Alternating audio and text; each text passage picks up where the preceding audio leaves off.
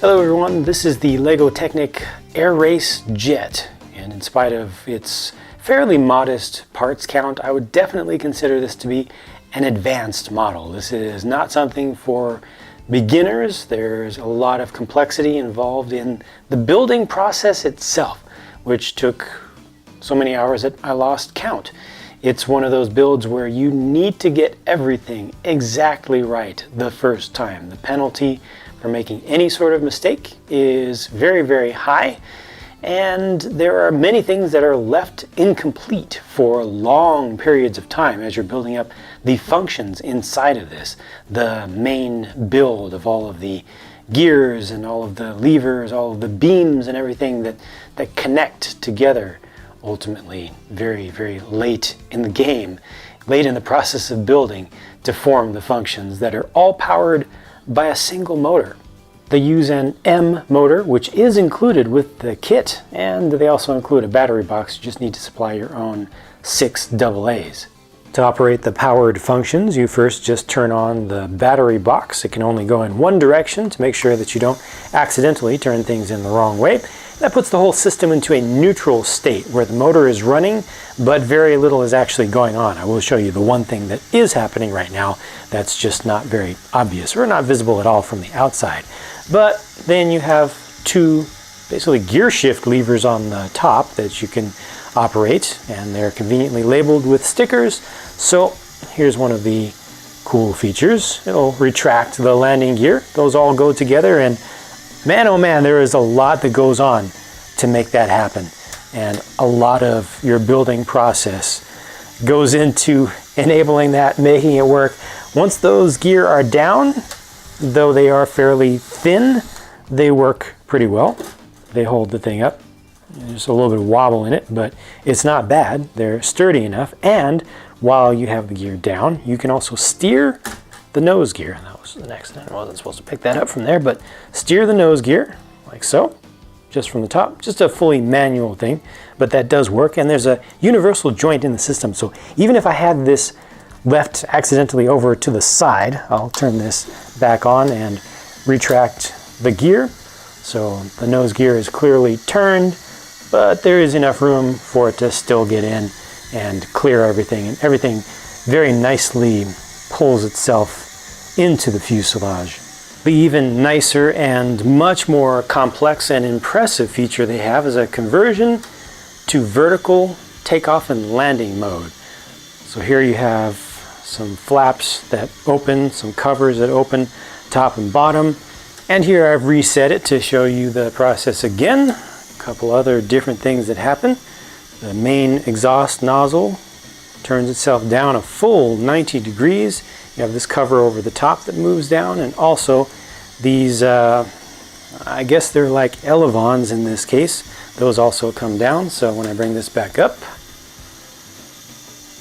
it's pretty smooth and very slick. The mechanisms that just go into turning this nozzle and the flap above it are very nicely done. Those have to actually turn at different rates at different points, and it's not just a simple rotation because you're actually moving the entire nozzle forward and out. It actually extends a bit. While on top, this main door just rotates relatively simply, and inside they've got a couple of fans that are actually counter-rotating. Now, you do need to put this back into neutral to keep those fans rotating. They will work while the functions are going to switch modes, but once you get to the end, either end of the movement, then it will stall out like that, and it'll just start to ride the clutch inside there, the single clutch. Put it back into neutral, and then those will spin. So that's the one function that's going on the entire time that you have the motor on. One of them is going in one direction, the other one is going in the other direction. I may have put those on upside down, but they're easy to flip around to just change kind of the spiral on those. So that's all very slick, but that's it for the powered functions. So you just have the VTOL conversion and the movement of the landing gear up and down.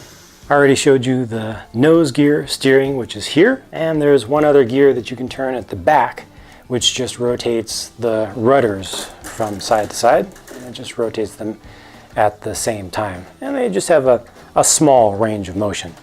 The last thing that moves is the canopy, or kind of the shell of the canopy, the skeleton of the canopy. And behind there is actually a pretty nice cockpit. It's detailed up with just a few stickers in the front. That's pretty cool. They've also got stickers used on the seat to represent the harnesses, and they've got thrust control over here. You can actually move that forward and back, and they've got a control stick over here on the side, which can also be moved forward and back, and also side to side a bit. And ultimately, that's about it for this plane. The main mechanism for converting flight modes is amazing how it actually works.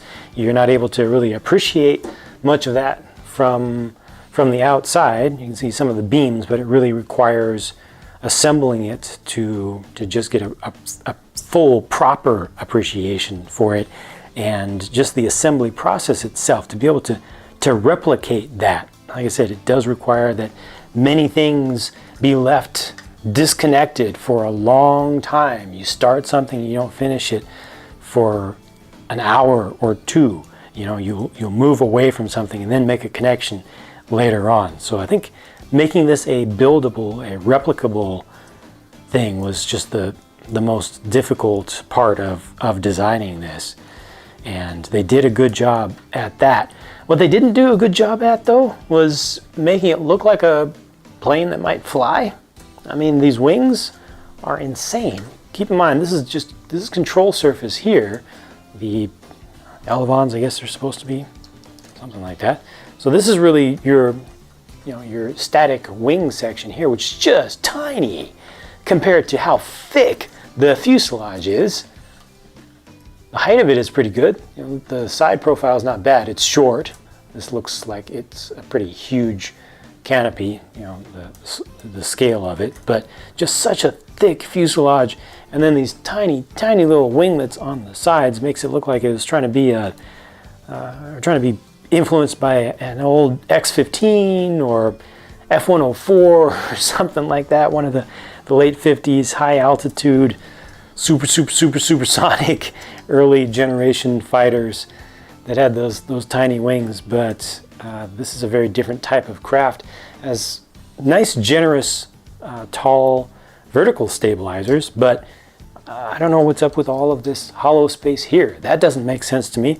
They did so much work to cover so much of this model with modern panels, including these partial wedge panels, you know, getting the nose covered up pretty well. This is a little bit wonky right here.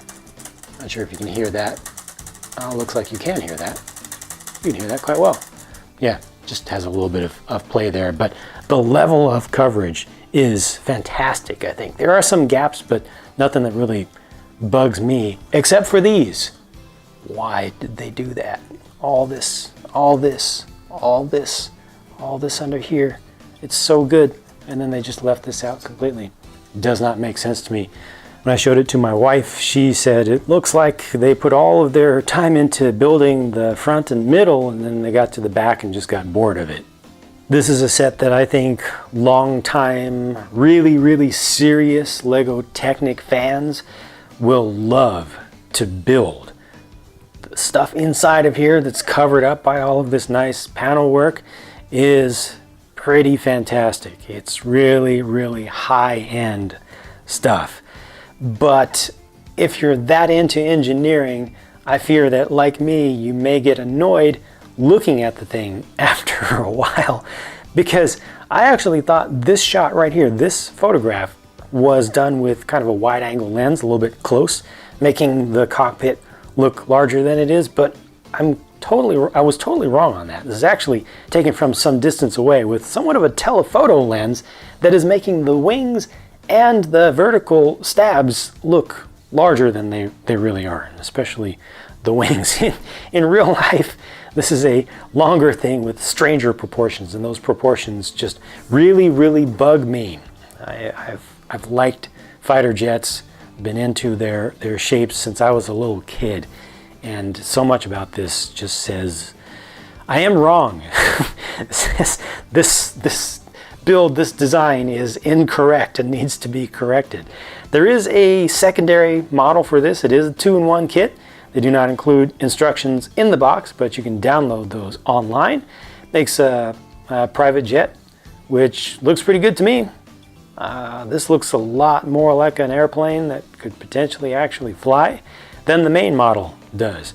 The functions in this one are the spinning turbine, maybe turboprop, maybe just turbofan, fans, blades, and then this also does have the retractable landing gear. I will not be taking this entire model, the original model, apart to build this. Sorry, I've just put too much time into building the original thing. It kind of wore me out, and I don't feel like there's a lot to gain beyond what you already can see from this picture, but look for other real dedicated Technic fans to potentially cover this as well. This was a very involved, very humbling, and somewhat fatiguing build, with especially all of the long Technic pins that have to be pushed through multiple parts. Started to get on the nerves of my fingers. The internal mechanisms, if you build them perfectly, are amazing. The use of panel pieces gives it great coverage, but just the back third of the whole thing does not and cannot sit well with me. And those are my thoughts on the Air Race Jet. Thank you very much for watching. Like I said, be sure to check into other Technic fans out there like Sariel and others for more information, maybe deeper dives into the main model and possibly coverage of the secondary one as well. I have many other videos to work on, so I'm going to get to those, and I'll be talking to you again very soon.